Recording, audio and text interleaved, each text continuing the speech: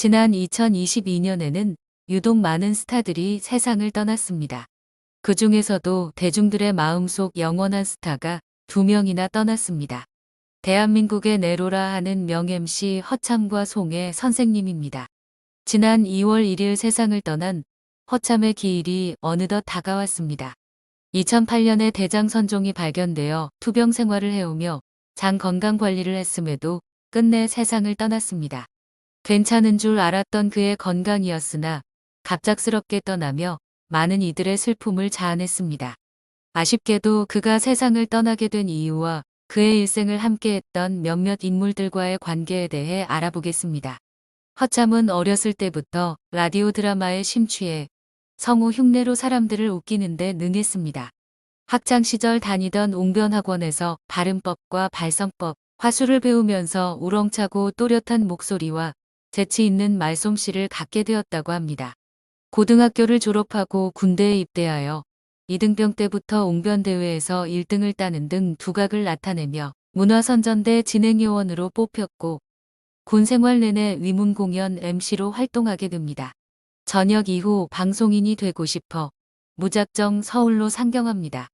친구 집에 더부살이로 살던 어느 날 종로에 놀러간 허참은 당시 이종환이 운영하던 통기타 라이브 클럽 쉘브르에 들르게 됩니다. 공연 후 행운권 추첨에 당첨되어 무대로 올라가게 되었는데 문선대 MC 3년 경력을 살려 전혀 떨지 않고 오히려 뻔뻔하게 보일 정도로 입담을 과시하여 무대의 가수들과 관객들을 꼭 잡게 만들었습니다. 이에 쉐그린 멤버가 허참의 말솜씨에 감탄하여 이름이 어떻게 되시죠? 라고 묻자 허참은 기억이 안 납니다라며 능청을 떨었는데요. 허참, 자기 이름도 기억 못하는 사람이 어디 있습니까? 라는 면박에 재치있게 그래요, 제 이름이 바로 허참입니다. 라고 받아치면서 클럽 안의 사람들을 전부 빵 터뜨렸습니다. 이것이 부산 청년 이상용이 허참이란 예명을 쓰게 된 계기였습니다. 허참의 재능을 알아본 이종환은 그를 쉘브르의 MC 겸 DJ로 채용하여 그의 명성은 높아졌고 나중엔 허참쇼라는 자신만의 쇼를 열어 매번 쉘브르 입장권이 동날 정도로 유명해집니다. 결국 1974년 쉘브르의 손님으로 그를 지켜보던 당시 MBC PD 겸 DJ 박원용이 허참을 새 라디오 프로그램 청춘은 즐거워 MC로 영입하면서 본격적으로 방송계에 데뷔하게 됩니다.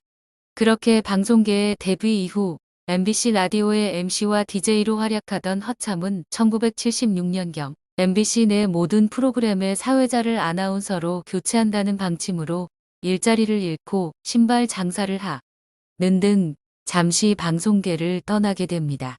그러다가 이후 TBC의 스카우트 제의를 받고 이적해서 7대 가수쇼 MC로 TV 무대에 진출했고 그 이듬해인 1977년부터 TBC의 간판쇼 프로쇼쇼쇼의 MC를 맡으며 명실상부 당대 최고의 MC로 떠오르게 됩니다.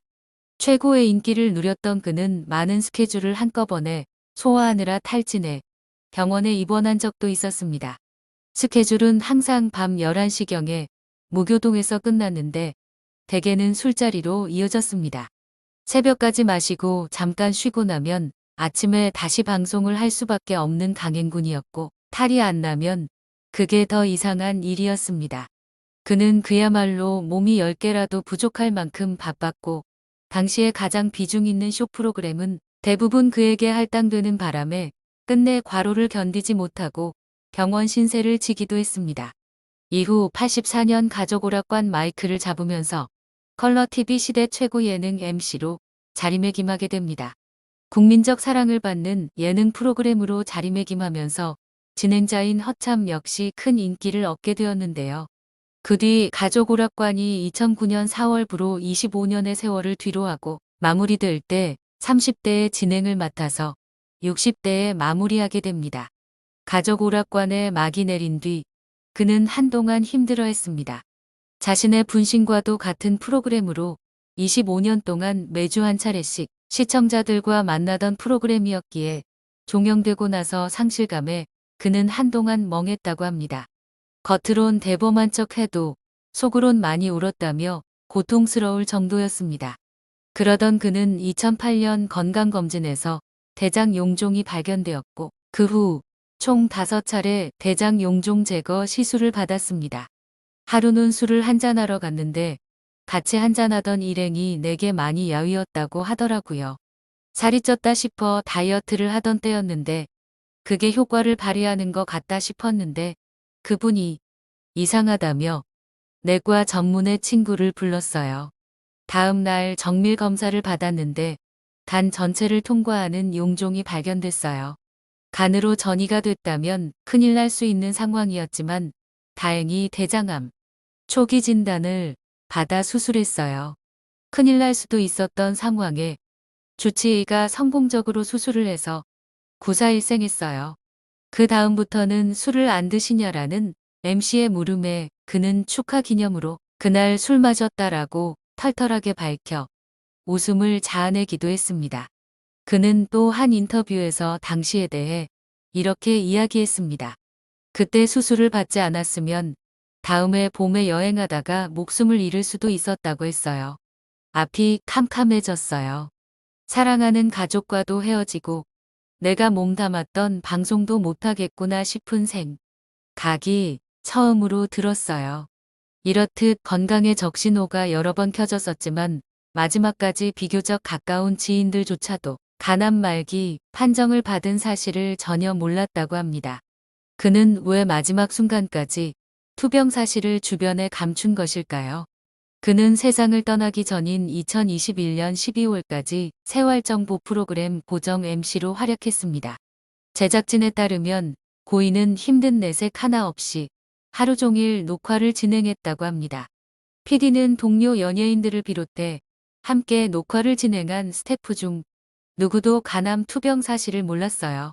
말씀을 전혀 안 하셨고 오후 녹화 때 좀 피곤해 보이시긴 했지만 연세가 있으셔서 힘 드신가 보다 생각했지. 그렇게 아프신 상황인 줄 몰라서 다들 죄송한 마음을 가지고 있어요. 마지막까지 아무도 모르게 홀로 투병하신 생각을 하면 정말 마음이 아픕니다. 아마 남에게 민폐가 될까 염려해서 말씀을 안 하신 것 같아요. 방송에 대한 열정이 정말 큰 분이셨어요. 라고 전했습니다. 사실 허참과 송혜의 인연도 참으로 길고 뜻깊습니다. 허참은 항상 자신의 롤모델이 송혜라고 이야기해왔습니다. 허참은 송혜와의 일화 중 아마 선생님께 100만 원어치 술을 얻어먹은 사람은 저밖에 없을 거다 라고 이야기한 적이 있는데요. 송혜 선생님한테 100만 원어치 술을 얻어먹은 적이 있어요. 10명이 넘게 주점에 갔는데 송혜 선생님은 한번 마이크 잡으시면 몇 곡을 부르세요. 송혜 선생님이 내 옷을 입고 계셔서 나 혼자만 끝까지 기다렸어요. 다 끝나고 나니 송혜 선생님이 모든 술값을 계산하시더라고요. 송혜 선생님은 지갑 잘 여는 선배예요. 허참은 방송 MC를 하면서 가장 기억나는 파트너로 정소녀를 꼽기도 했는데요. TBC 시절 인기 쇼 프로그램인 쇼쇼쇼에서 호흡을 맞췄으며 가족오락관 21명의 파트너 중 가장 오래 함께했던 파트너였습니다. 고인의 마지막 방송이 된 진리식당에서도 가장 아꼈던 여성 MC로 정소녀를 꼽았습니다. 당시 최고의 인기 프로그램 쇼쇼쇼를 진행하며 허참과 정소녀는 많은 시청자들의 사랑을 받았습니다. 이후 두 사람 호흡은 가족오락관으로 이어졌습니다. 정소녀 역시 허참의 첫인상에 대해 정말 잘생겼다며 큰 도움을 주신 분이라고 늘 말했습니다. 이렇게 잘생긴 분이 오실 줄은 몰라서 깜짝 놀랐어요. 처음에는 허참을 잘 몰랐는데 다시 만났을 때는 굉장히 푸근하고 편한 오빠 같은 느낌이었어요. 3만 원 들고 무작정 상경했던 부산 청년은 국민 MC로 많은 사랑을 받고 세상을 떠났습니다. 부디 그곳에서 더 이상 아픔 없이 편히 쉬시길 바라겠습니다.